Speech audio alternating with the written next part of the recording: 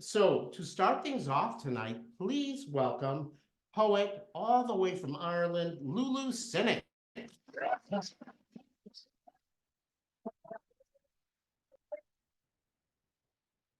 Lovely welcome to get, and I read here a couple of weeks ago, so I've just got a different selection of poems this time.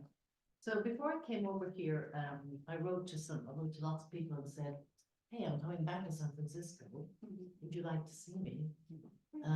In trepidation really, and then I got these great messages back. But one of them was from a friend of mine, and she said, "Yeah, we've got an empty nest, and we'd love to have you." So in fact, it was our eldest's birthday just today, so I sent him a picture of his first birthday, and you happen to be in the picture. So this is the picture of me in the, it's so in 1980s, I'm blowing smoke at the baby.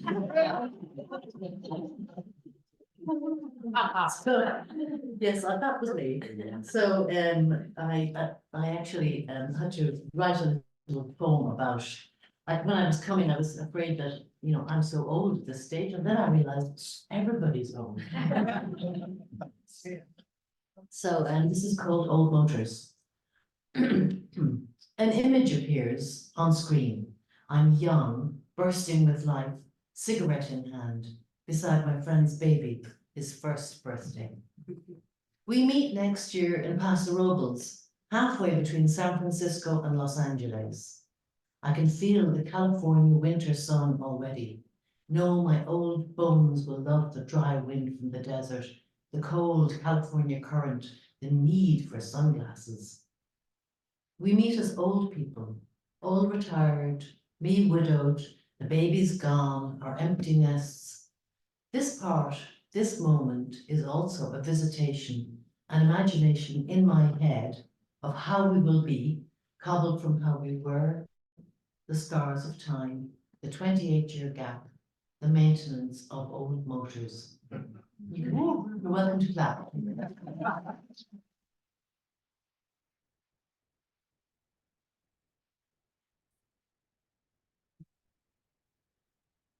So this is another California poem. So this was, I had my one and only baby here.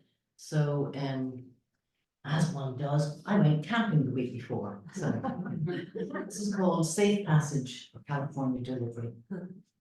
No babies in my family were ever on time. I was quite sure of this. Unable to buckle my own sandals without sitting down, 10 days to go, we went camping at our friend's lake. Midsummer in the valley, 110 at midday. There was no tent, just mattresses thrown out under the stars. We swam first thing to cool down out to the raft, even though I couldn't climb up the ladder.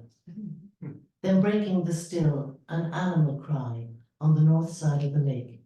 To the south, the sound of a chase, frantic footsteps as a fawn managed to stay ahead of an old coyote, the doe calling instructions from beyond.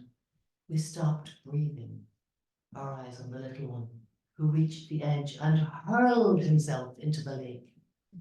The coyote, panting, empty, watched it cross the water, doe and fawn crying to each other, till reunited on the shore, they dashed across the brow of the hill.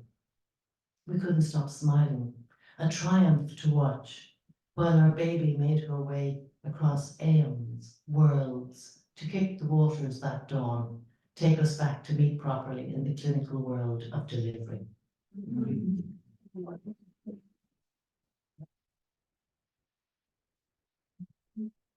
So this is a poem that's written about two characters from a myth. So I don't know if you've heard of the myth of Persephone and the pomegranate seeds, but Persephone was Demeter's daughter. So Demeter was the goddess of the crops, and she was going out one day to look after the crops, and she said to Persephone, "Don't go far from the house, and you might run into danger." So Persephone, of course, went too far, and the ground opened up, and Hades was there in the underworld, and she ended up having to spend 6 months of the year with Hades in the underworld, and 6 months of the year above ground with her mother. And so she became the goddess of spring. So this poem is poem's called. I always felt that Demeter got a kind of a bad deal with this myth. She's always been kind of shown to be a bit of a nag of a mother, you know, saying, just stay safe, you know, whatever. Anyway, Demeter meets Persephone in the Brazen Head. Brazen Head is the talking dog. Persephone, early in the year, leaves trails of seeds, growth, beginnings, smiles, her burst bag leaking behind her, random, generous, promising. Long ago, she learned she was tied to her mother for life. Ma, a control freak when it comes to the weather. Although Percy serves a life sentence, half at home in the flowers with Ma, half the year married to Hades. Living his gaff, the underworld, is really reminiscent of a super New York techno club. The residents all a bit dodgy, really interesting life stories, none of them breastfed for long enough. And Hades himself, she found her soulmate in him, his dark side deep and gripping, his take on lives lived, deaths challenged, just what she feels too. He listens to her. She has authority over another world, the wisdom of flowers, the power to return light. Now it's time for the changeover, the return to small town atmosphere. May as well be the obligation of Christmas dinner. Though as the time draws near, Percy thinks of all the best times when with Ma, when she fought for her Persephone, hoped she could avoid having her go through all the same pitfalls. Listen, go and enjoy, but not just Hades. I've been there in my day and know, don't stint on sex. Try everything on offer, but only if it pleases you. They meet in the Brazen Head and fall on one another, reunited. Great to be here, Ma. Percy rains big tears. I thought you'd never come, Percy. Ma whispers, let's work together to sort out the season. Wow.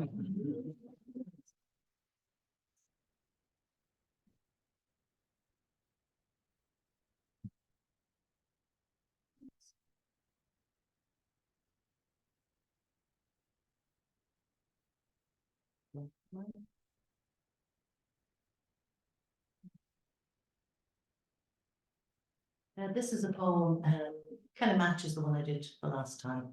So it was done at a feminist writing group.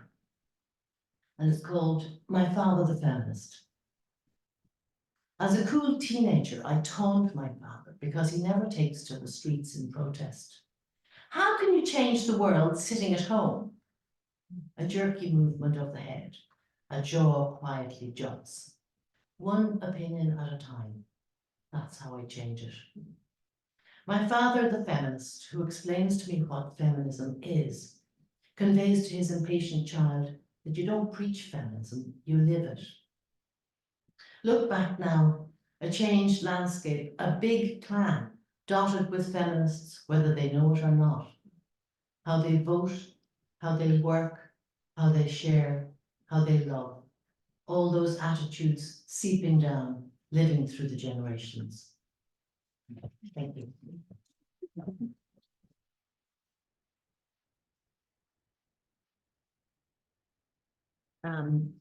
Kintsugi is the Japanese art of repairing broken pottery with golden material. Its breakage is seen as the history of the item and its resilience is regarded as enhancement. So this poem is called Broken. 2 sewing machines in the house, neither of them working. 8 sheds full of furniture, all on the way to being treasures. Slates missing, knives blunt, pilot light dodgy, all features that move up and down the list of importance. But me, endless maintenance, the cracks filled with dance and love and encounter with the weird and wonderful. I'm a machine repaired over and over by Kintsugi, the more beautiful because of it. This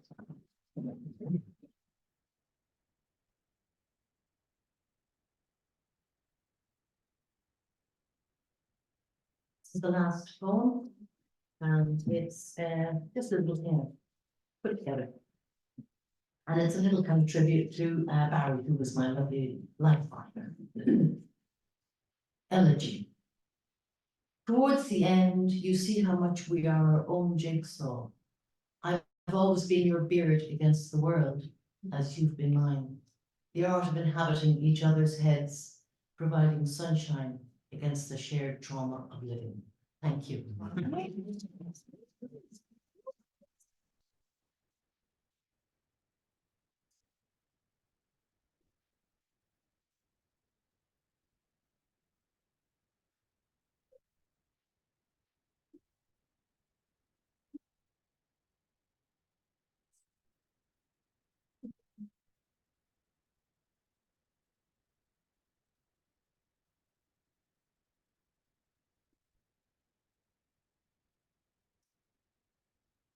Oh, my heavens, that was such beautiful poetry. Lulu Sinnott, everybody.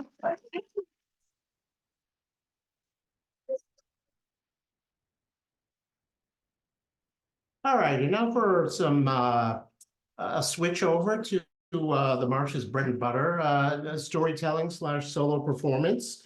Our next performer is Janet Thornburg in Plum Ascending. Have you ever heard the voice of your mom or dad inside your head saying, "You really should do your taxes before you continue binge watching the Great British Bake Off"? For more of those inner voices, please welcome Janet Thornburg.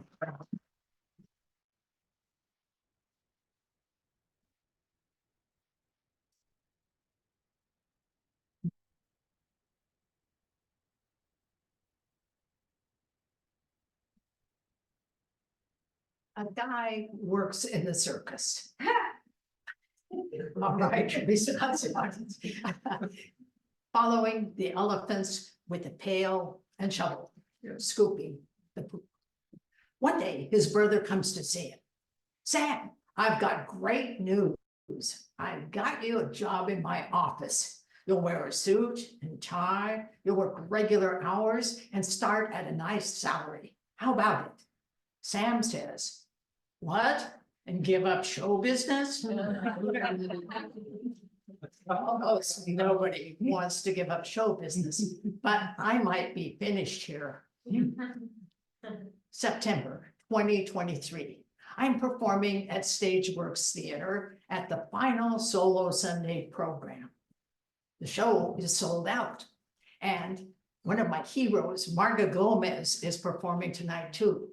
I can't believe I'm on the same bill with her. Now, before the show, I'm backstage, sitting at the makeup table next to Marga. I'm on first, so I'm shot full of adrenaline. I glance over at Marga. She's holding one of these. Are you gonna wear that on your nose? No, it's a makeup sponge. Of course it is. Why did I think she was gonna put her on her nose? Well, she is a comedian and it does look sort of like a clown nose. I'm on in 5. I don't have time to worry about the ridiculous question I asked Margaret. I take out my hearing aids. When they're in, my voice sounds loud inside my head and I let my volume drop. I'm on. I charge through my 20-minute piece, take my bow, duck backstage, and hike up the back way to the lighting booth. I sit down on the top step, put my hearing aids back in, and sink into the pleasure of watching Wayne Harris and Bruce Packman and Marga Gomez perform their solo pieces. And now it's all over. But wait, Kenny Ewan, the master of ceremonies, is saying, "Everybody who's ever performed on this stage, come on down."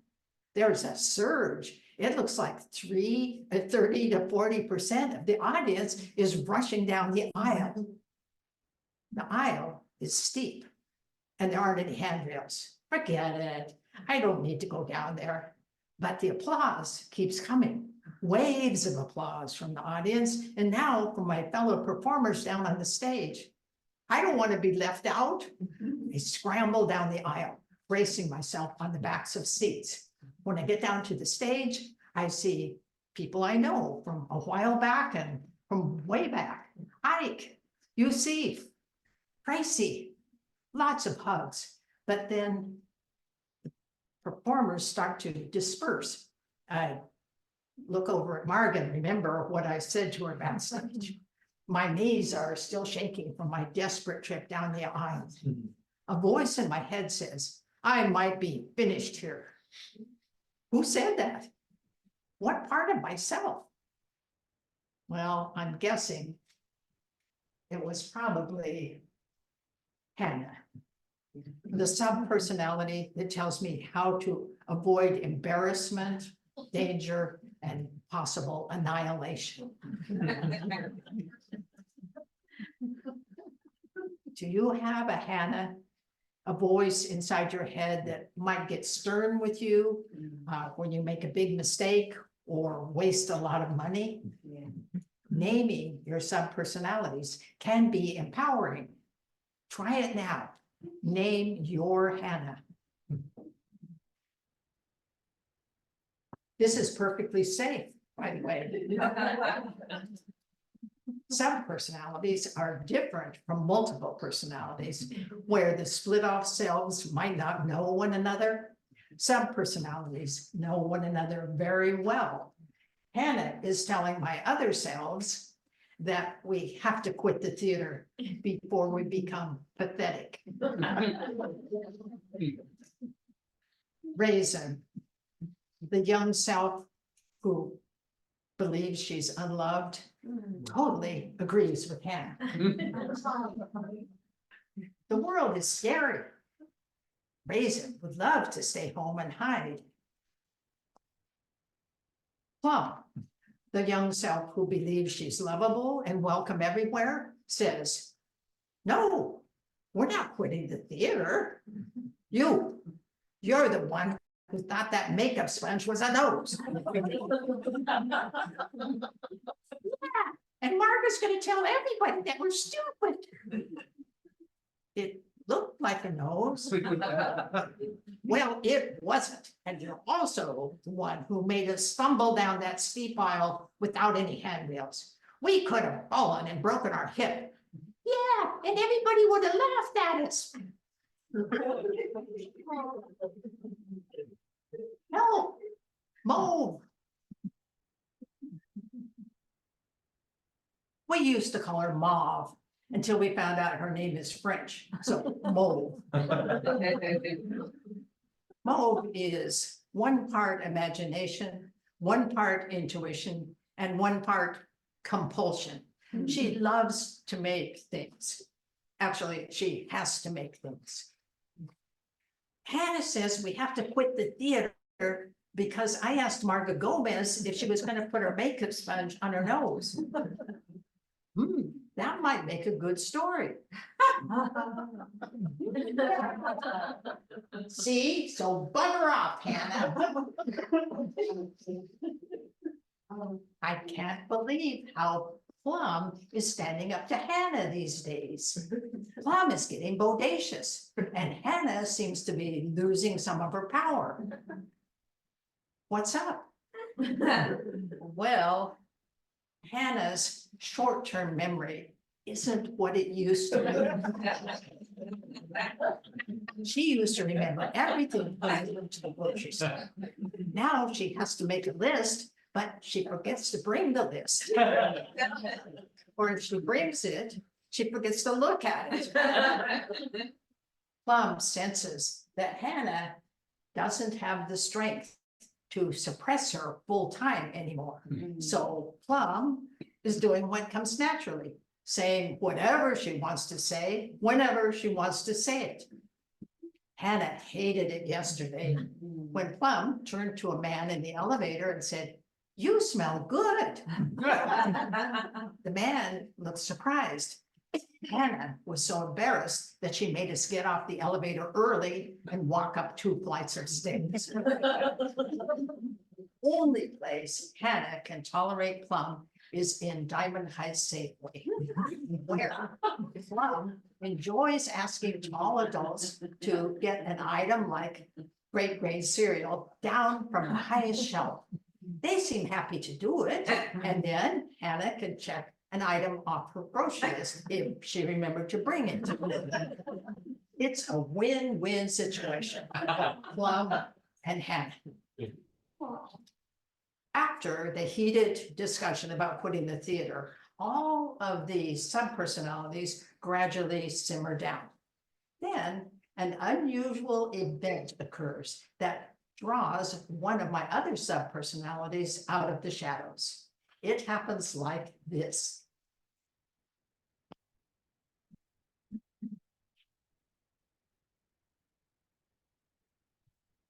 Allergies, not COVID. In the middle of a weekday afternoon, someone is tapping at my condo door in Diamond Heights Village. This isn't done here.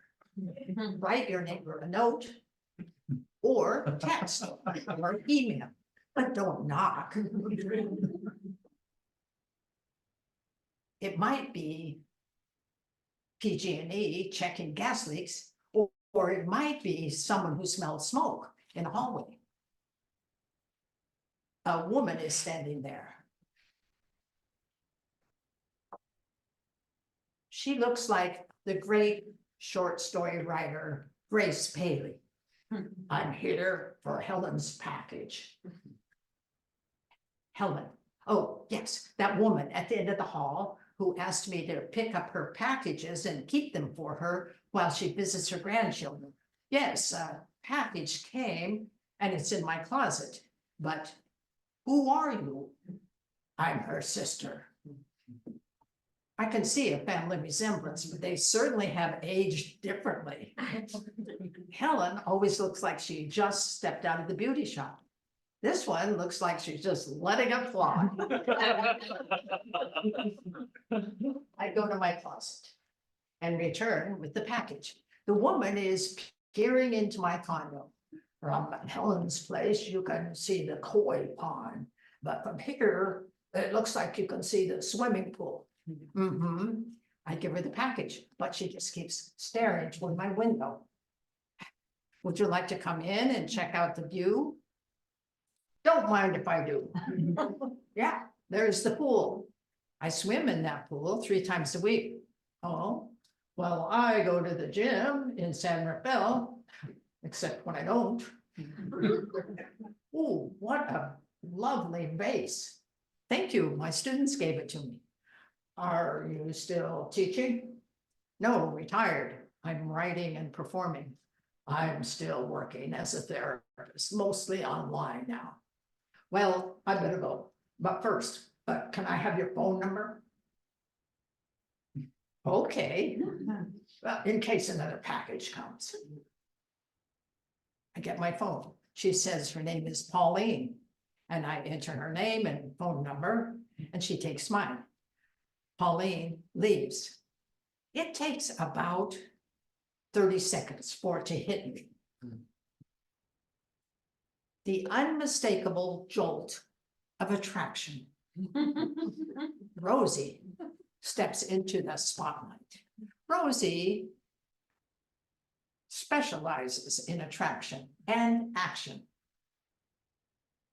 She likes romance and desire and the early parts of falling in love. She likes being a lover, but she has no interest in becoming a wife. From the time we were 21 until we were 31, Rosie ran us ragged.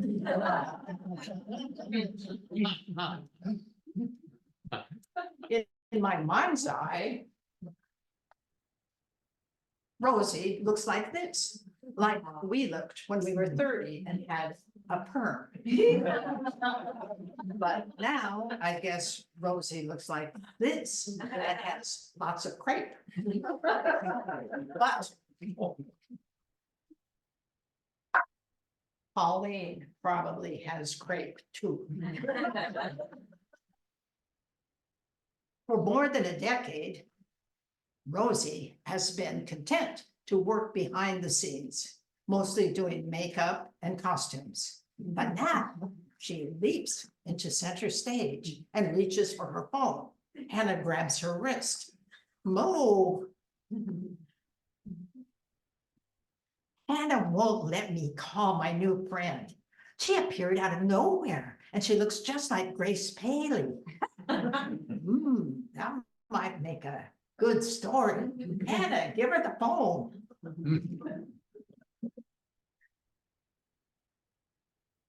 Would you like to go to the bakery down by Diamond Heights Safeway? Damon. Who is this?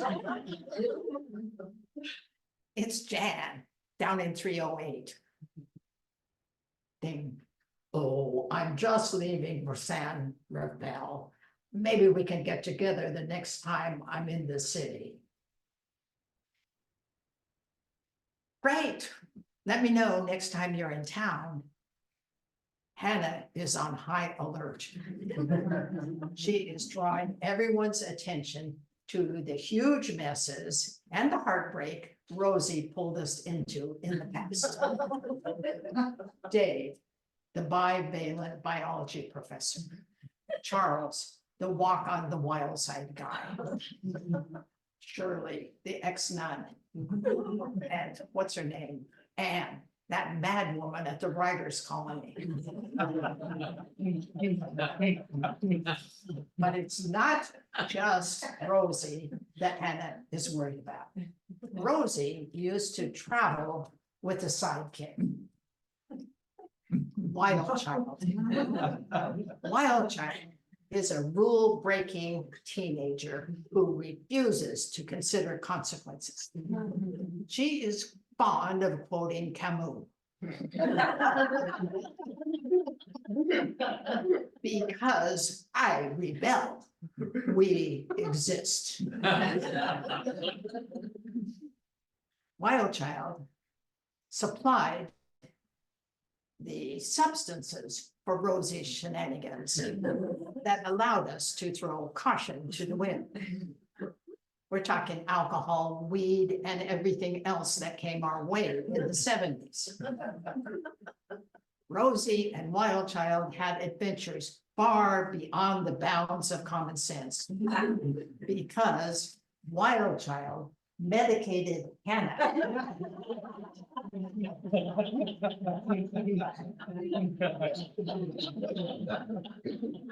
And tied her to the kitchen chair. That was 45 years ago. All of us are fine with Wild Child remaining in retirement. Not even Rosie wants Wild Child to take control again. 2 weeks pass with no message from San Rafael, so Rosie settles down, which is good because we're leaving on our annual Halloween pilgrimage to a writers' colony in Eureka Springs, Arkansas. Tom loves Halloween in Eureka Springs. The writers there dress up and party down. Last year, we took a ghost tour at the Crescent Hotel right up the hill from us.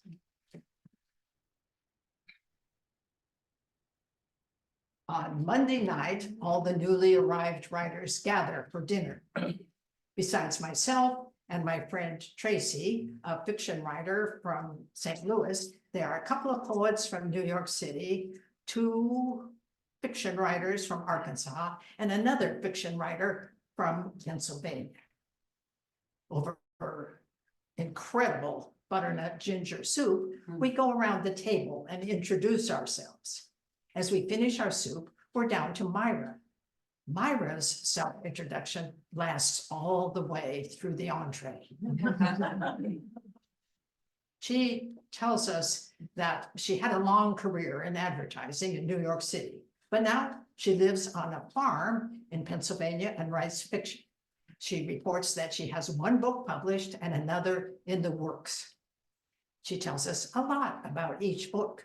Then she says she recently completed her MFA in creative writing at the University of Virginia, and she tells us all about the famous writers who were her mentors there. When she finally stops to take a sip of herbal tea, Plum says, "That hotel up the road from us is haunted." Myra says, "You must be a Stephen King fan." Stephen King actually did write a rather good book on writing, but the ultimate writing book came out a couple of years ago. I'm sure you've all read it. A Swim in the Pond in the Rain by George Saunders. He explains craft concepts by analyzing the works of the great Russian writers like Turgenev and Gogol.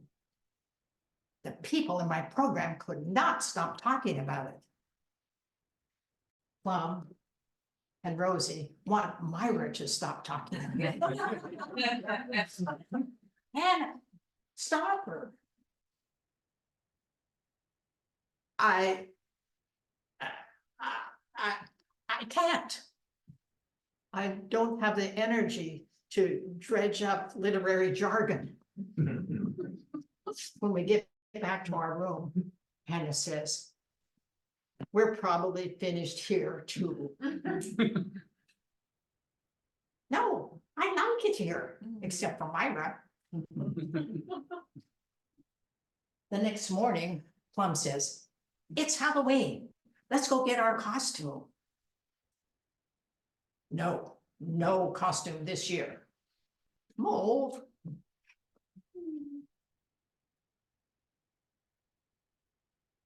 I just can't keep this up. It's too much for me. It is too much, but that doesn't mean we're finished. You just need to turn some of it over to the rest of us. A recipe for disaster. Plum blurting, Rosie flirting. You'd still be around, just with a different job description. Instead of trying to keep everybody safe all the time, everywhere, which is impossible, you could take care of scheduling and transportation and props. Just who is going to take care of the rest of it? All of us. And we'll get you an online therapist. Well, please, Hannah, would you try it for just 6 weeks, just till our 78th birthday? All right, but just for 6 weeks. We walk down into town and find a face painting kit for $6.99. At 5:15, I Google fun face painting, set up the iPad next to the mirror and go to work. At 6 o'clock, when I arrive at the dining room, I look like this. Nobody else has dressed up.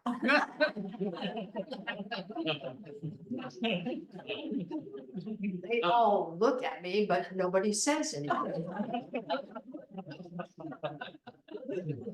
They just keep eating their soup as if there weren't a dog at the table.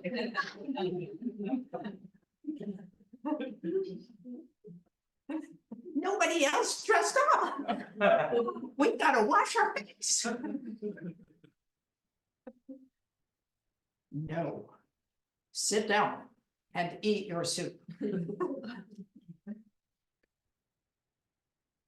It is Halloween, and we are the only ones here who are appropriately attired.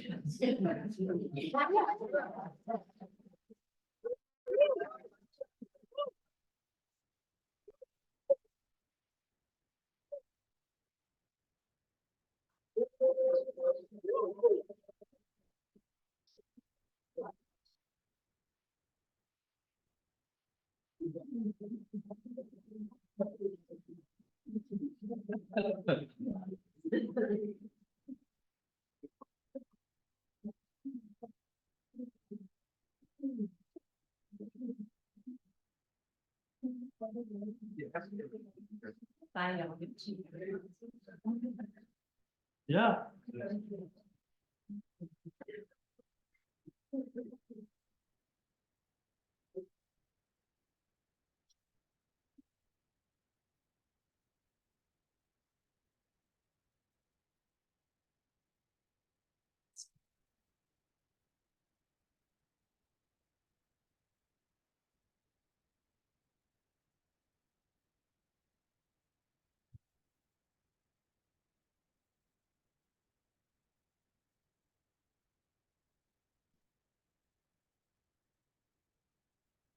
Gee whiz, wasn't that terrific?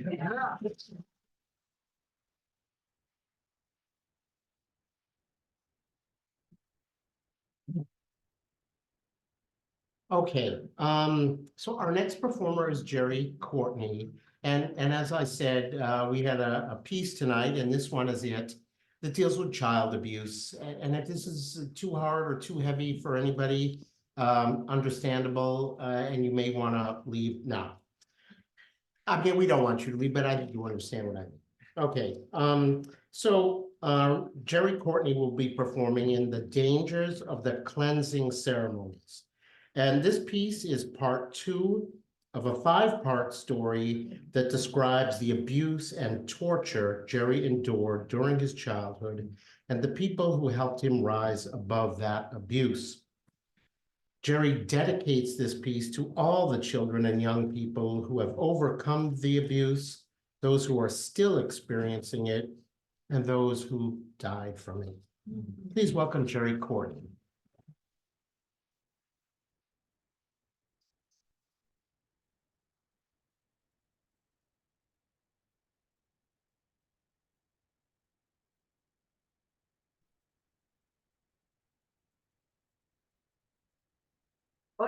My mother believed in 2 things to be true.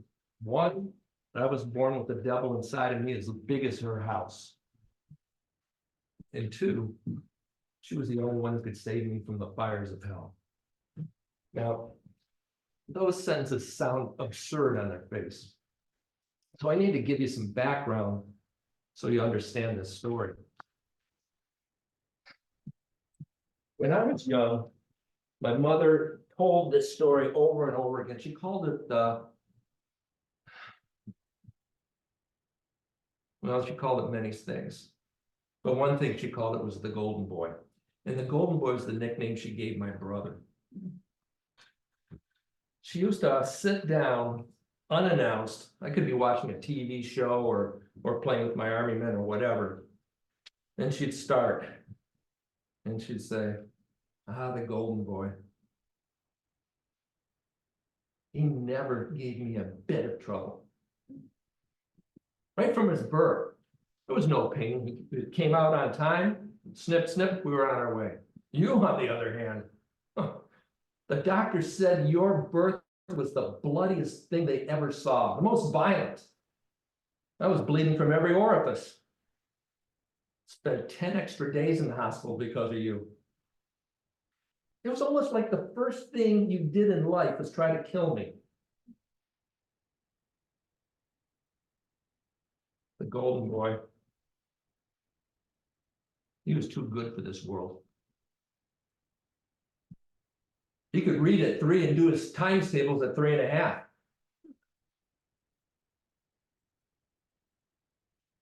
And then one day, I know this story, don't repeat it. Then one day, your father and the Golden Boy got in the car to pick us up at New Grace Hospital. And they got onto Myers Road. And the Golden Boy climbed from the front seat to the back, kicked open the door, fell out onto Myers Road, and was hit by an oncoming car. And the witnesses said that he squirmed in the street until the ambulance arrived. And they picked him up and they drove him to New Grace Hospital, emergency ward, which was only 100 yards away from where we were ready to leave. That's right. That's right.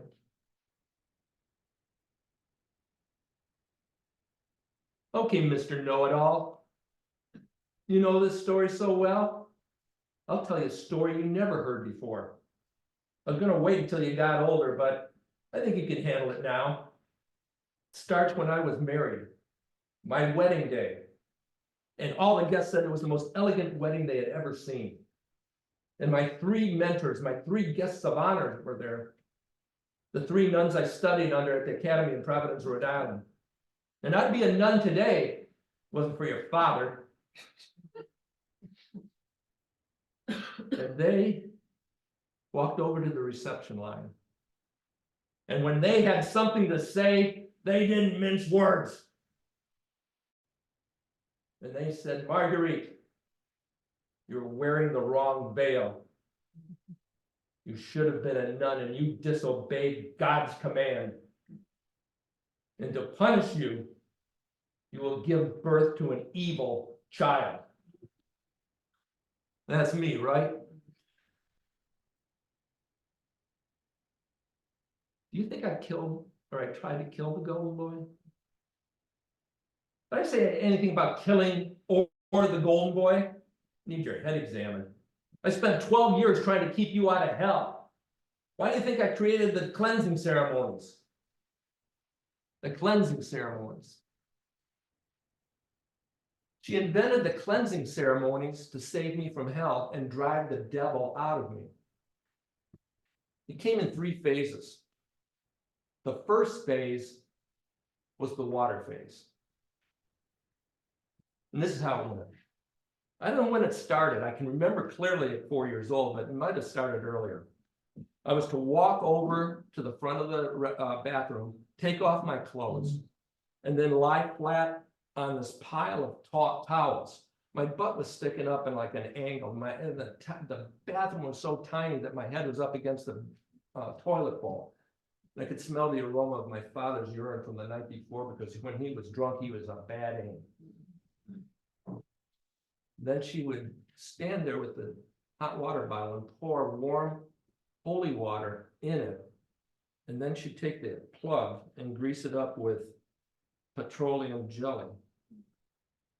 And there was a sound, 2 sounds that she would make during that process that made my little intestine turn like a wet dish towel. Those 2 sounds were the click of her high heels against the tile floor and the way she snapped on the rubber gloves before she lubricated the end of the plug. And when she put it in, she reminded me to take it all the water and hold it, because everybody knows when you do that, you can knock out the devil. And I tried to hold it. Sometimes I couldn't. But when I did, my mother was very proud, and she allowed me to expel the water in the toilet, and then she gave me a hot bath. And she talked to me in a voice that she never uses, soft, lilting. She said, Jerry, you know that nobody loves you the way I love you. And together, we're gonna fight that devil. Well, something went wrong, because by the time I was 7, she gave up on the water ceremony and she went to phase 2. And phase 2 was the fire ceremony. And this is how that went. If I did something wrong at school or at home, she would make an altar in the backyard. Now, it's really not an altar, it's just broken up sticks and twigs and branches and so forth, and she'd put gasoline over it. And then she'd grab me by the hand and walk me out to the altar in our backyard. And she would have something that I liked that was going to be sacrificed on her altar. It could be my favorite t-shirt, some Army Men, a coloring book, anything. And the most precise part of the ceremony was that I had to stand close to the fire before it was lit, close to the altar. It had to be close enough where I could inhale the flames, because everybody knows that when you inhale the flames, you purify the soul, and it has a better chance of knocking out the devil. Or if you stand far enough away, I mean, if you get too close, you get burned. And then she dropped the match and put, there goes my stuff. But this one time, she picked something that really hurt. She brought me back out to the tiny backyard one time, and there on the altar were my baseball cards. They weren't just my heroes, these were my friends.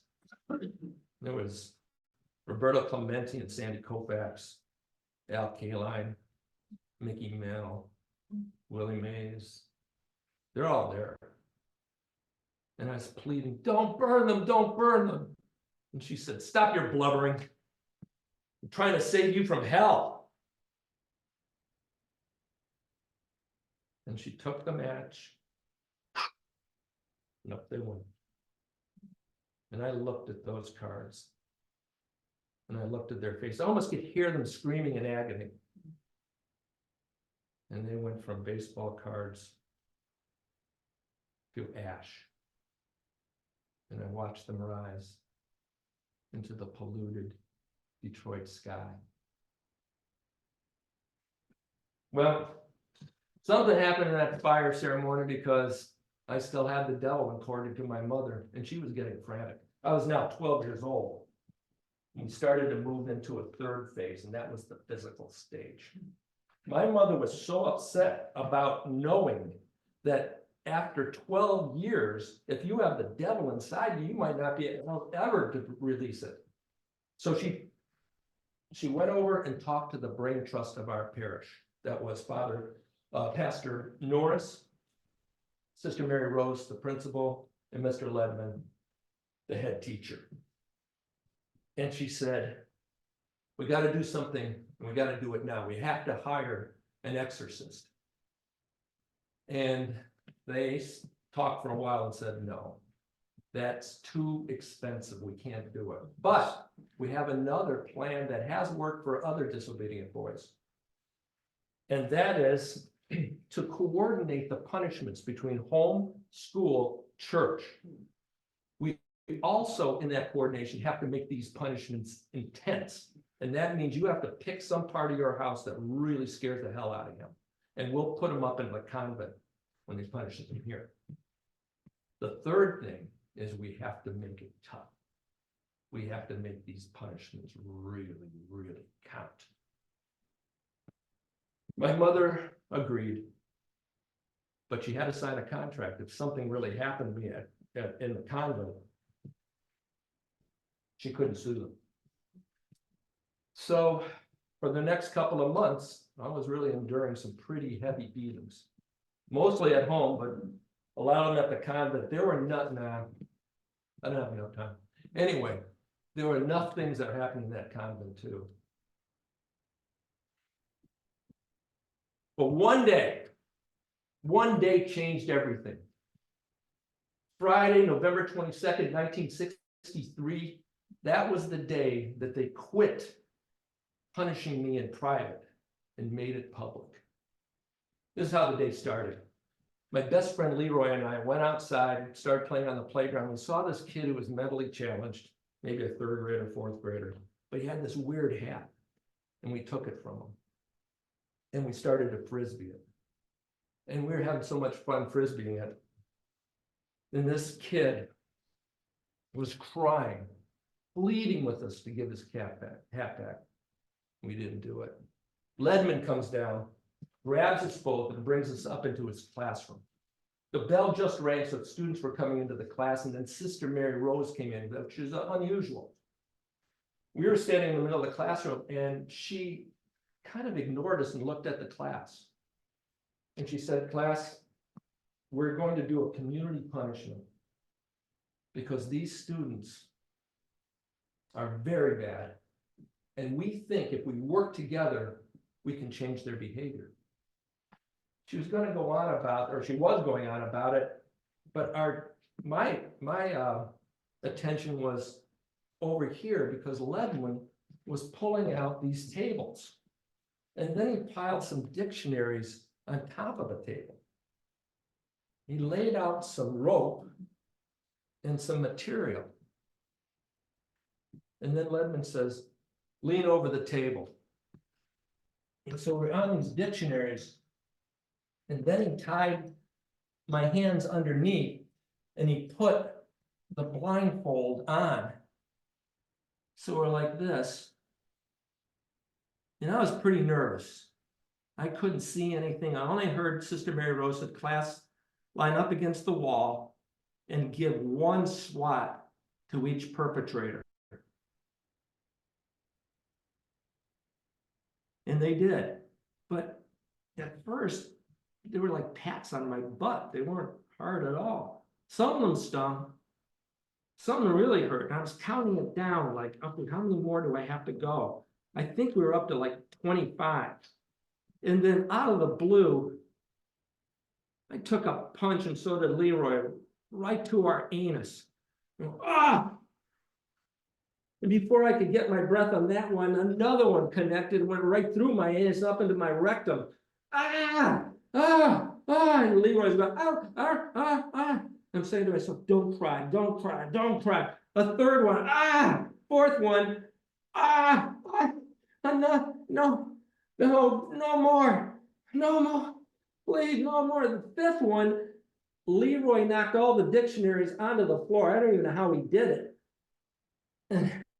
And the sixth one finally made me collapse on top of the dictionaries. I couldn't get up. I was coughing. I couldn't get my breath. Ledman came out, unhooked my hands, took the blindfold off, and I looked over to see Leroy, and he was being cradled by Sister Mary Rose. And I could barely get up. And I could hear Ledman over by his desk say, "That's good, Courtney. You asked for mercy. You're making progress." And I lifted myself off the table and I started to walk towards him because I wanted him to see my eyes. He had like a kind of a scared look on his face. And I stopped and I looked at him and I said, "Yeah, but you couldn't make me cry, could you? You couldn't make me cry." So Leroy and I walked back towards the class. I don't think we could have made it through the day, but we forgot that it was a half a day because the teachers were meeting in the afternoon. Sister Mary Rose made the announcement, rang the bell, and we were out of school. Walked down the stairs, down the street, over to Woodward Avenue, which is the busiest avenue around in Detroit at that time. We went over to the rib shack, pulled our money together, bought some ribs, started munching on those, kept on walking down Woodward Avenue, made a right into Palmer Park, got into the park, and we did what we usually did. Skipped stones in the pond, broke some bottles so you could spit the farthest. We picked up a branch and took it out on some tree. After a while, Leroy said, "Man, it's kind of getting dark, and it's getting cold, we should go." And I said, "Yeah, let's go." We knew the shortcut was it was a dirt path, led us back to Woodward Avenue, but we didn't get too far down the path before somebody grabbed me from the back. Grabbed my neck, really hurt. And then this other guy, looked like a high school kid, comes out, grabs Leroy, and Leroy spins out of the grass and starts going down the path. I guess he really didn't want to get Leroy because Leroy is running like this. But he turned around, he was wearing this Detroit Lions jacket. He turned around and he pulled a gun out. And then he walked really fast up to me. I could feel the guy who was holding my neck release, and he put the gun right on the tip of my nose. And then he pulled back the hammer. And he goes, "Pick a number." I said 1. He pulled the trigger and I hit the ground. It took me a few seconds to figure out that he didn't have a bullet in that chamber. The guy who was holding my neck looks at the guy with the gun and says, "Come on, Zeke, let's go. I don't have time for this mess." Zeke goes, "My man wasn't too confident about his numbers, was he?" He pulled me back up and put the gun to my temple and walked me behind a strand of trees. I was shaking so badly I could barely stand. He then took the gun from my temple, and I closed my eyes because I thought this is where I was going to get it. And then he put the barrel in my mouth, and I could hear the hammer cock again.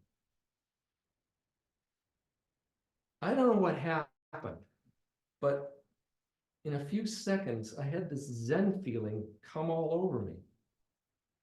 And I was calm.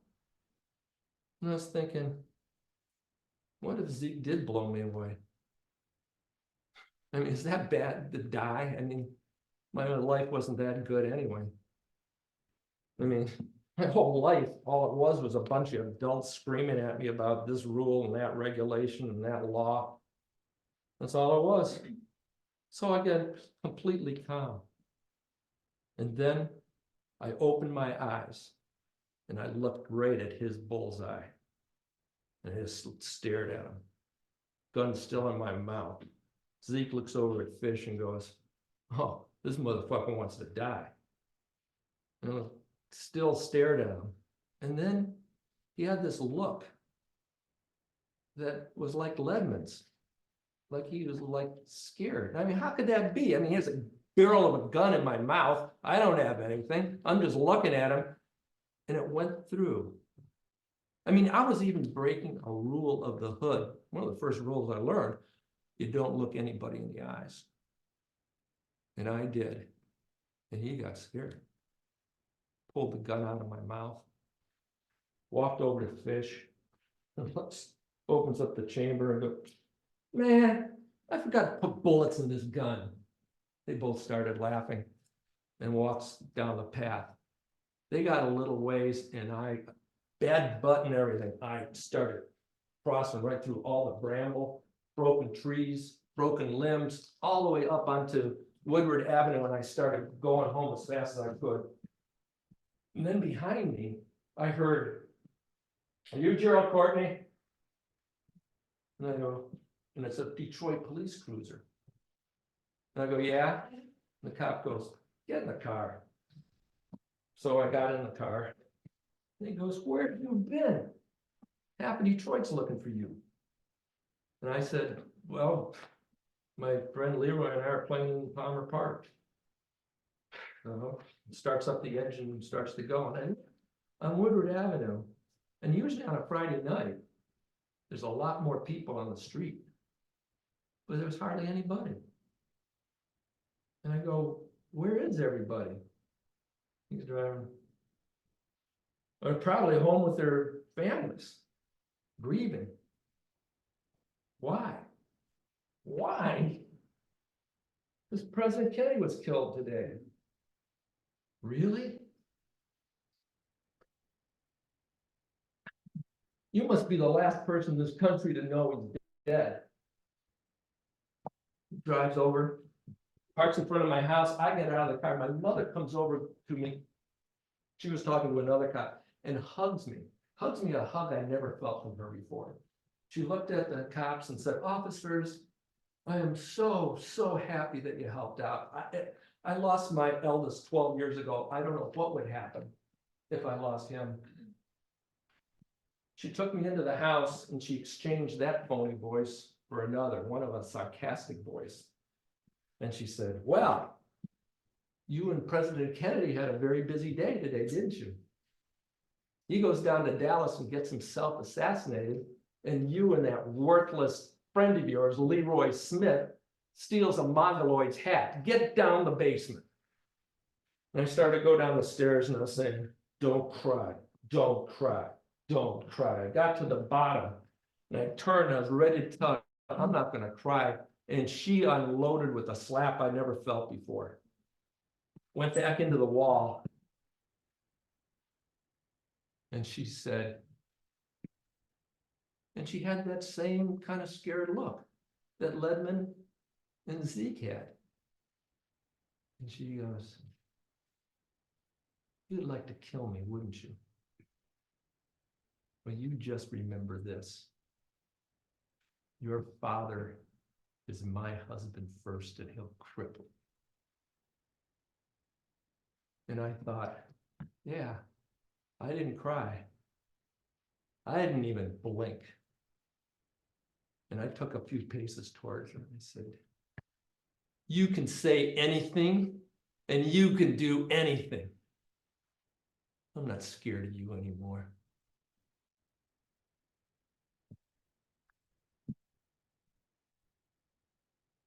Oh, I knew you were rotten to the core as soon as I set eyes on you at New Grace Hospital on Myers Road. Well, my mother's right about one thing. President Kennedy and I had a very busy day. He came back dead. And I came back dead inside. I became something I didn't want to become. I became dangerous.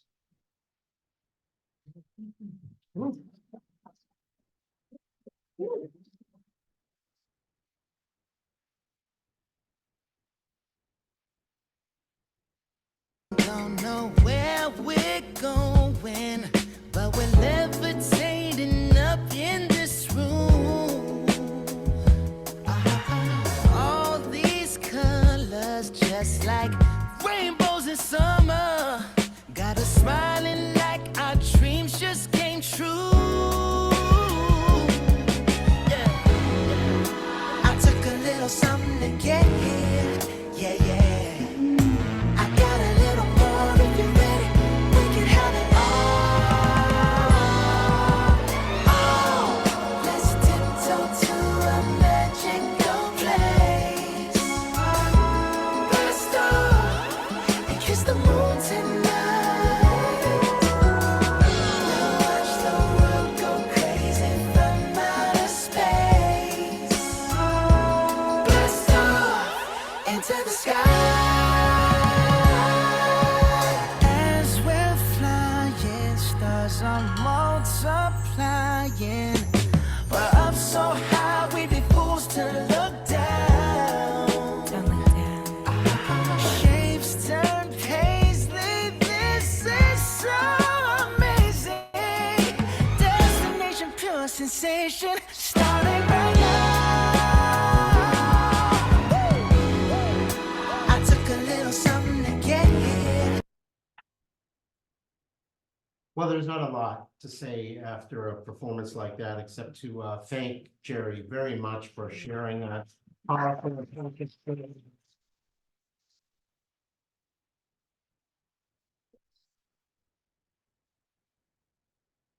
All right, so let's all take a breath. And we're going to move on to our fourth and final performer of the evening. And this will lift you up. All right, our final performer is Lauren Mayer in Don't Mind Me, I'll Just Sit Here in the Dark. Tonight, Lauren reframes and updates the Jewish mother stereotypes through comedy, replacing this negative anti-Semitic misogynist trope with more accurate positive humor. Please welcome Lauren Mayer. Woo!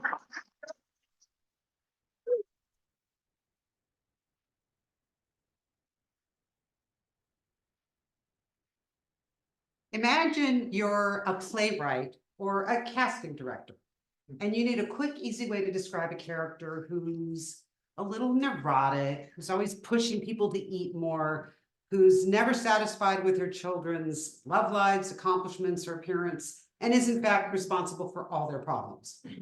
You'd call her a Jewish mother, right? I mean, we've all heard the jokes, like the 3 Jewish mothers competing to see whose child loves them most. My son comes for a visit once a month. My daughter comes for dinner every Shabbos and brings flowers.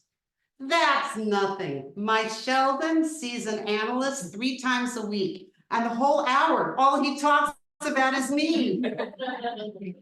Or the little boy who runs home from school excited to tell his mom he just got cast in the school play. Jacob, that's wonderful. What part did you get? I'm playing the Jewish father. You march right back and tell that teacher you want a speaking role. Which is so far the only Jewish father joke I've ever found.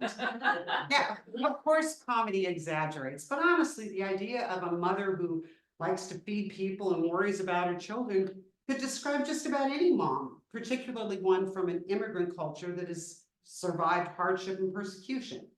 For example, I've had 2 Italian mothers-in-law, one at a time. The first one came to the United States as a young woman, having survived the fascist regime in Italy during World War II. Anyway, when I told her I was pregnant, she gave me a big hug and then told me about 3 women she knew who had died in childbirth.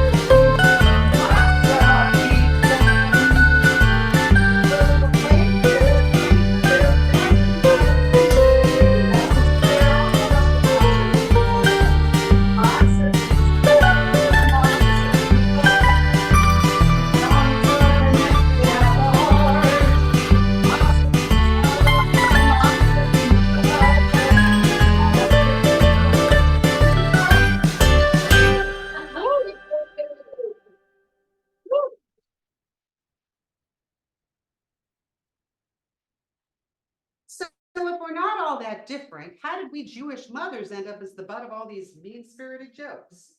Well, it wasn't always like that. For a long time, the most common depiction was the Yiddish mama. There was even a Sophie Tucker song of that title. She was a warm, loving immigrant matriarch, and the jokes were good-natured, mostly about her charming inability to understand her Americanized kids and their hep slang. And then in the 1940s and 50s, the rise of the Borscht Belt scene saw Jewish entertainers like Lenny Bruce and Jackie Mason discovering comic gold by mercilessly and frankly mean-spiritedly mocking their mothers and wives. And Jewish writers piled on, like Philip Roth with Portnoy's Complaint. Philip, Lenny, couldn't you have found a less destructive way to work through your own issues with being Jewish? Not to mention what are clearly some major issues with women. And in the mid-20th century, we also saw the very beginnings of the science of childhood development, which at that time mostly consisted of experts, all men, explaining that everything from juvenile delinquency to poor fashion sense was because mothers were either overly involved in smothering or withholding and not involved enough. So no matter what we did, it was all the mom's fault. Anyway, that's how to this day we are depicted as nagging, intrusive monsters who use guilt as a weapon and ruin everyone's lives. We might laugh, but it really isn't accurate. I don't think it was before, and it certainly isn't now. But why should you care if you're not a Jewish mother or not even Jewish or a mother? Well, I hope we can all agree that, especially in today's climate, it doesn't serve any of us when we reduce an entire group of people to a harsh negative stereotype that has its roots in misogyny and anti-Semitism. But we already have enough of both already these days. So I've made it my mission to research the history of the Jewish mother stereotype and see if we can replace it with more updated, accurate, and positive humor. And along the way, I've made some fascinating discoveries. For starters, have you ever wondered why the two places you're most likely to see brisket are Jewish holiday meals and Texas barbecue? Anybody? Well, you might not have thought about it before now, but you gotta admit it seems weirdly random, right? But it turns out it's not so random. In the late 19th century, Jewish refugees trying to flee Tsarist Russia learned that the authorities had started tracing them to Ellis Island. So they found a smaller port of entry in Galveston, brought some recipes from the old country, and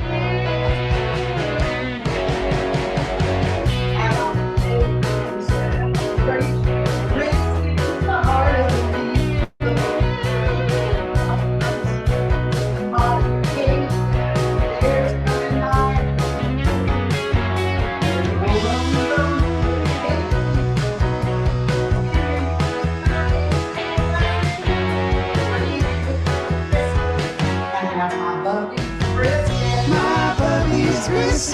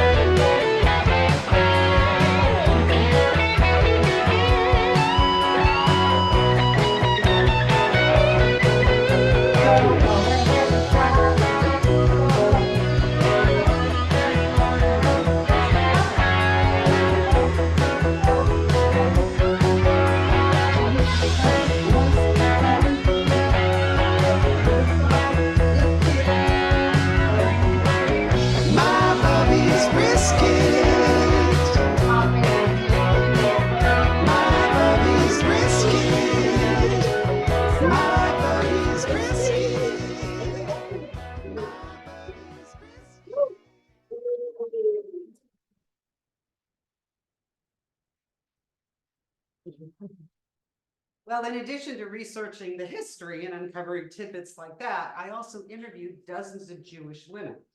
And the one aspect of the stereotype they agreed was accurate was the eagerness to feed people. But not to make them feel guilty or nauseous, as a way to connect, comfort, and console. When one woman I spoke to moved from the Bay Area to the Midwest, she learned that one of her new neighbors had a family member in the hospital.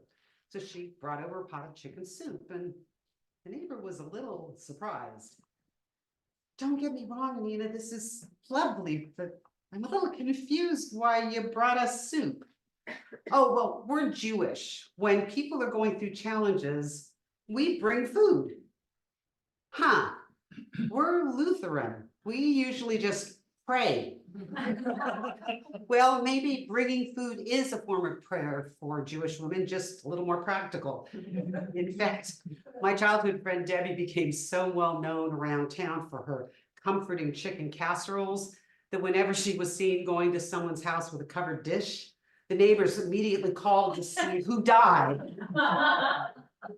My interview subjects disagreed with just about everything else in the stereotype, however, especially the part about being nagging and neurotic.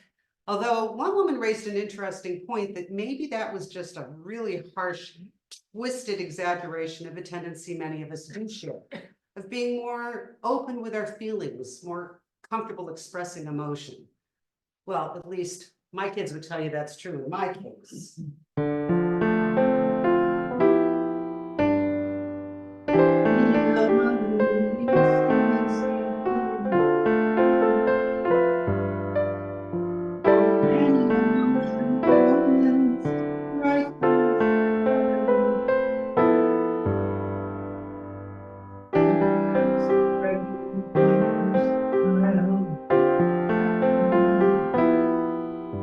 I saw the sun release the sun, and I cried.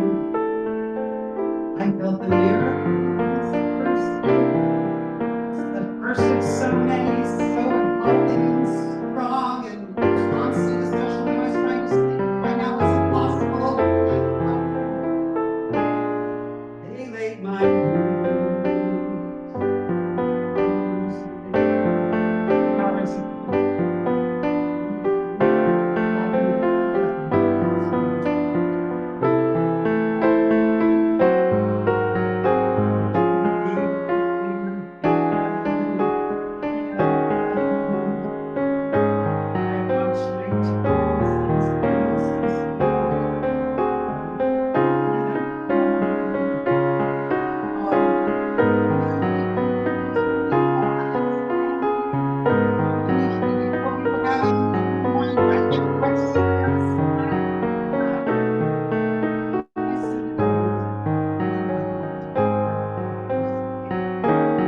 strange places that I was able to be audibly advised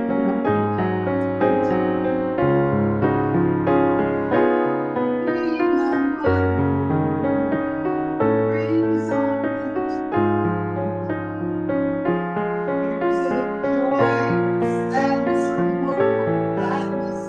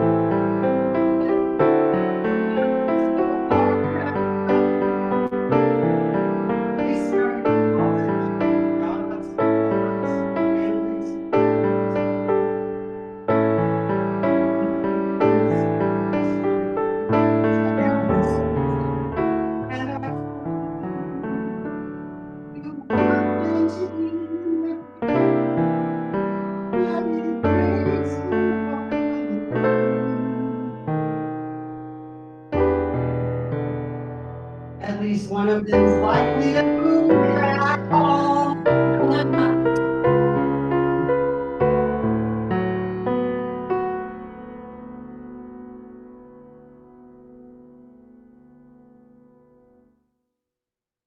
in almost every other way, comedy has really evolved past the old Rat Pack days of ethnic slurs, appearance shaming, take my wife please jokes.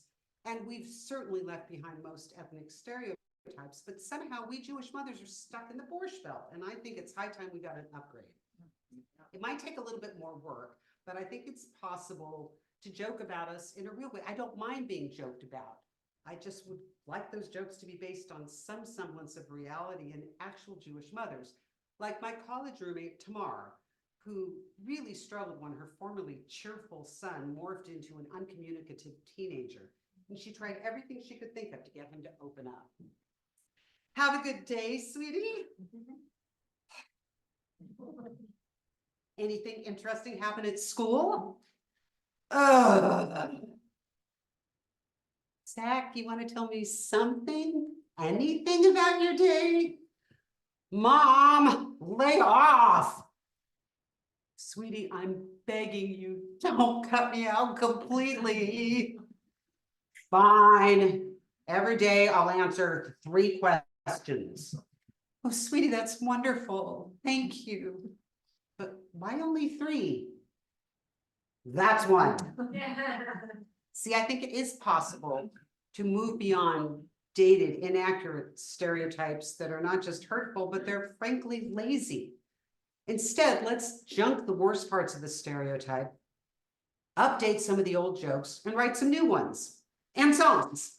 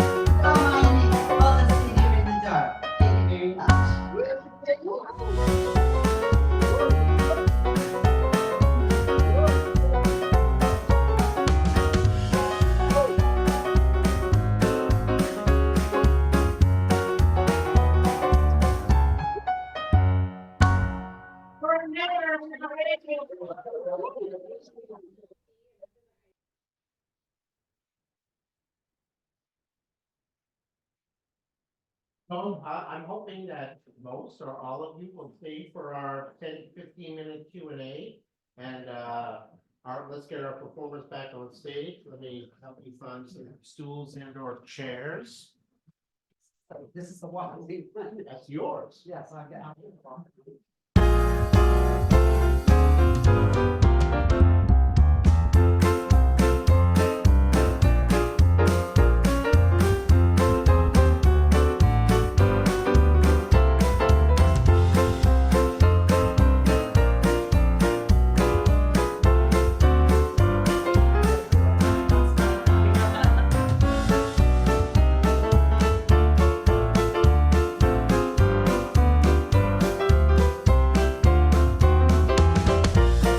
There's never enough applause in the theater. Let's applaud for all our.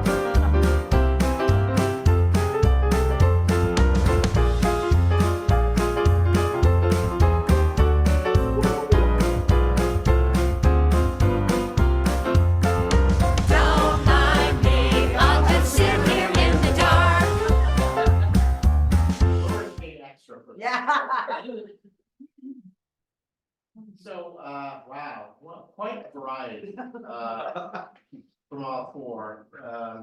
Who has a question? So pretty much anything is fair game related to what you saw, how they prepared for it, anything you're curious about, anything you want to compliment on.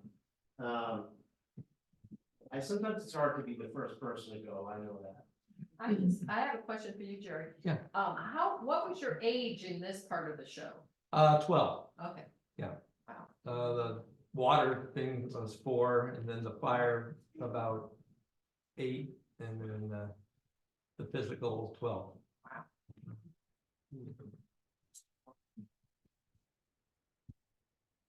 Well, I'm gonna ask the question of Lauren, or maybe I missed it, I didn't say hand, but just want to shut up. Okay, Lauren, I've always been, you've performed here a number of times, and I've always enjoyed your work. I'm always curious about the ability to put together a tune and with lyrics and how it can work so well. So what's your process? And specifically, like, would you like search the database for these tunes? Do you play them on the piano or record them? How does the process work of the words and the music coming together for you? Well, so I'll do the short version because this could be a half-hour long explanation. It just depends on the song. I've been writing songs since I was a kid. And I write songs every week about current events, so I do a lot of it. It just depends on what I'm trying to do. The songs you heard tonight were a real mix of things. This whole project came about because I wanted to, I had another album of Hanukkah comedy songs that was doing pretty well on streaming. So I thought, oh, what else can I do Jewish? Because that seems to be playing. I'm a Jewish mother, I'll do that. And then I just started brainstorming for topics. Like I knew I wanted Don't Mind Me to be, that song to be kind of Jewish gospel. So I sort of, made that. And I cried, I was waiting to see a friend's show and I had time to kill at a Pete's coffee shop and they were playing Madonna in the background. And I kind of blocked that out and just wrote down all the emotional stuff that I couldn't be serious about it. So that came, it really depends. Sometimes the lyrics come first, sometimes the music comes first. I forgot, I think it's Cy Coleman, somebody asked him and he said generally the contract comes first. But is this music that you play, you find it, in other words, where do you find? Oh, I write it. It's all my own writing. Okay, I have a little recording studio set up and then I have a great engineer I work with, so I send him the tracks and he does magic with them, and it's real guitar on a lot of, on anything, so, Really impressive. thank you. Okay. all right, now we primed the pump with a couple of questions. Who's got a question? Don't be shy, or be shy, but it'll become a yes sir, right? in the middle. Question, I feel like my little Hannah's coming out here and I apologize to everybody for that, but I loved your stuff, your music, your comedy. Would love to have heard a couple of your jokes, in the sense that let's reframe it, let's tell some new Jewish mother jokes. And I heard a lot of old jokes, but I didn't hear any new Jewish mother jokes. I heard kind of an explanation. Well, actually, the line about being a Lutheran and we just pray, I was attempting that to be a joke, and obviously Yeah. That one, that was great. Yeah. And the jokes that I tell are more long form story Uh-huh. jokes. So yeah, and the thing about, I'll give you 3 questions, that's one. That was good. So that, yeah, I'm starting to. Okay, This is that's a what new I project. was premature. So I'll put Hannah back in the box now. Okay, no, that's a great comment, yeah. This is 20 minutes out of a 45-minute show, so I should put more jokes into 20 minutes. Yes, right next to the man. To the poet, your work reads much more like prose. And I was so involved in the story of it, where normally poetry, when I read it, is a lot of stops and starts. But yours has a flow that is amazing. Yeah. Thank you. It's lovely. Thanks for the comment. I usually couch my introduction by saying my poetry is narrative. So they're stories really, and I usually encourage people to laugh because people are afraid to laugh at poetry. So I'm just too much of a smart ass not to put in witty bits. So for me, I usually have a thread running through it. But thank you for that, and I do like reading. I like that's one of the things I like, and I like when poetry will flow rather than and also that it's not entirely oblique. That you can actually follow some sort of narrative through. But thank you for your comment. I'd like to ask you a question about your being a writer, but yet your visual presentations. Do you see your writings as visual representation? I mean, is that, yes, for you? Oh, yes, I try to, and I'm doing it more. But it's not, often there are writers who perform and performers who write, and we kind of come together in solo performance. But I was certainly a writer for a long time before I was a performer, and I always felt great in the people who dance and sing and move their bodies, and I was kind of, you read beautifully, but it took me a lot of time, but I wanted it. So let's see, I have learned to perform and to write stories that will convey what I tried to do in the writing. Visual. Yeah, and the visual, when I made these puppets out of boxes, I used to have actual pictures of the different selves that I would find like in magazines or among photographs. But I lost all those, so I just, under pressure in the workshop, I just got, the plum, the raisin, the heart, and then just tried to become them. So it's kind of more performance, and doing those visual things I love. And I love going to Walgreens and enlarging the photograph. It's just like a ritual that it's creative, it's sort of creative, but it's easier than writing, right? So, Your props are great. Yeah, they were. I've never seen anything like it. Great. thank you. I just want to say that this is the first time I've ever heard an audience clap for props. So Okay, so please.